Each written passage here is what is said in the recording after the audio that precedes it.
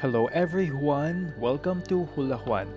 Ang reading nito ay para sa Sign of Sagittarius for July 2024. Uunahin natin ang general forecast, then career or money, relationships, tapos yung advice. Welcome po kayong lahat dito sa Hula Juan. Ang goal ng channel nito ay magbigay ng goodbye using light from above para may loving intentions or may positive energies ang lahat. Okay?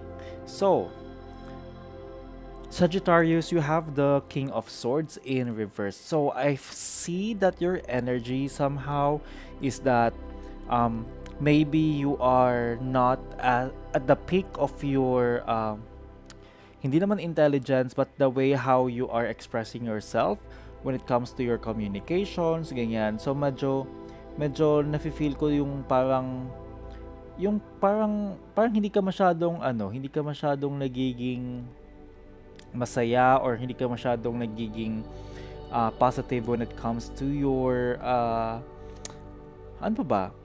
Kumbaga hindi yung pack na pack, hindi yung magandang maganda yung pagkaka-deliver siguro, no? So maybe how you are thinking, maybe it's not very rational. Kailangan mo sigurong mas maging maigi pa yung or mas maging sharpened pa yung magiging yung way of yung thoughts mo, no? So yun yung tingnan natin, yun yung simulang nakita ko rito. In the past, I see you as somebody who's very hardworking. You are trying to improve things on your end, and hindi lang naman to when it comes to your trabaho, no? But it can be anything. Page of Swords. You have the Page of Swords energy. Somehow I see you na parang maybe minsan naguguluhan ka or parang feeling mo parang hindi masyadong nagagawang maganda yung mga gusto mong sabihin, but at the same time nakikita ko sa inyo na you are trying to improve things. So hindi naman sa wala kang pakialam, no, but you are trying to be this person na maging mas maayos ang iyong sarili or how you are thinking or how you are communicating. You have the Hangman in your advice card. So this is telling me that you need to balance things out, that kailangan mong maging totoo. Makita mo kung ano yung totoo. Maybe you also may need to look at things at a different way. Okay? Yan yung meron dyan. And you may also need to be more fair. You may also need to be somehow parang maging patas. Alam mo yun? Parang ganun lang. You also have the Ten of Pentacles in reverse.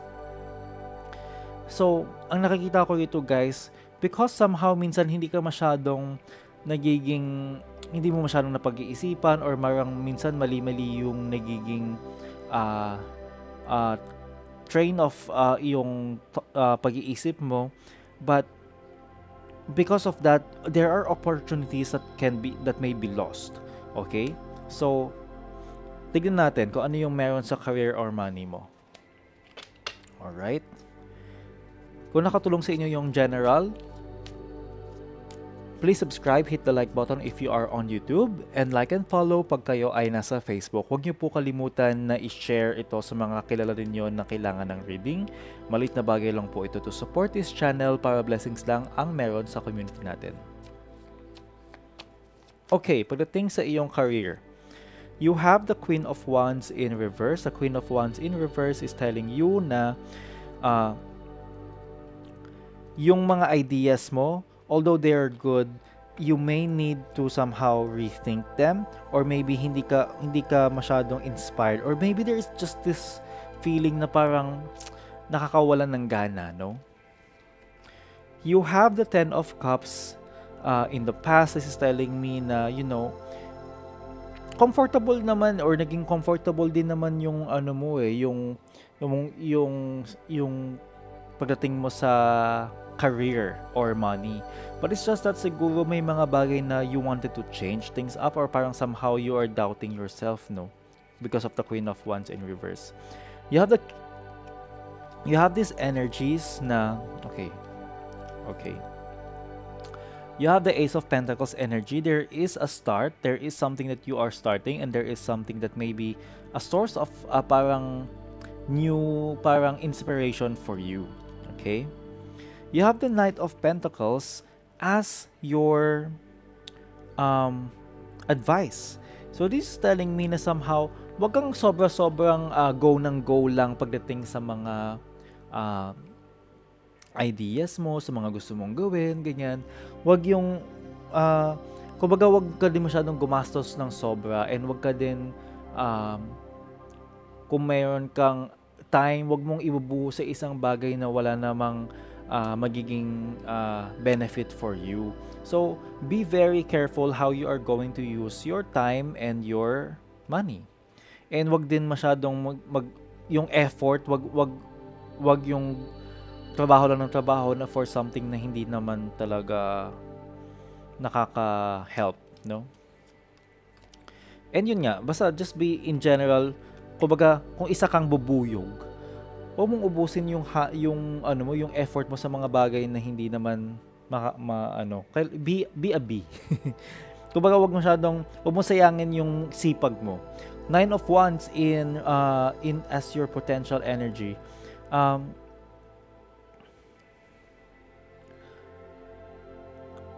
Okay, so this is telling me na this is telling you na yung mga yung energy mo kasi is very persistent. Talagang go ka lang, I mean hindi sa go ng go, but it's more na parang hindi ka mawawalan ng loob agad-agad. Matapang ka eh. It's you na parang kaya mo talagang kahit ano pang challenge yan, parang talagang you're doing what you can, okay? So, yan ang ibig sabihin yan.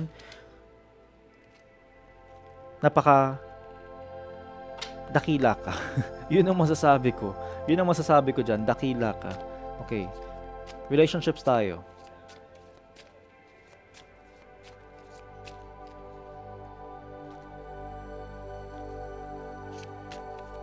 Okay, relationships. You have the Fool in reverse. This is telling me na parang hindi ka naman, pagdating sa mga relationships mo, hindi ka naman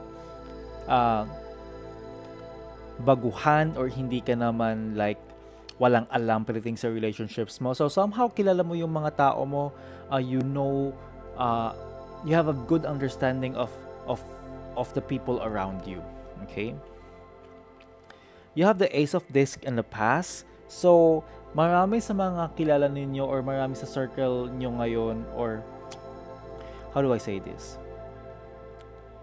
Kumbaga yung mga lagi mo nakakasama ngayon is yung mga medyo matatagal mo nang kilala, matagal mo na silang nakakausap. You have the Tower in reverse. So this is telling me that there is something sa parang maybe magkakaroon ng linaw when it comes to sa mga kaibigan mo or sa mga relationships. You have the Hangman in reverse. So, this is telling you na this is telling you to correct things that are not right. Alam mo yon, if you are in a situation na parang alam mong mali, try to change things up, okay? Para mas maging maganda yung mga bagay-bagay. You have the Four of Cups as your potential energy or your potential card in July. So this is telling me na minsan kasi the way you are doing things, medyo tinatago mo yung sarili mo, Sagittarius. So yun yung mga nakikita rito, no?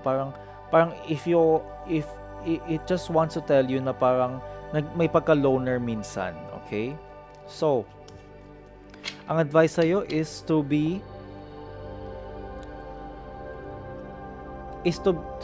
see or okay, for career muna tayo is wag mong sayangin yung energy mo.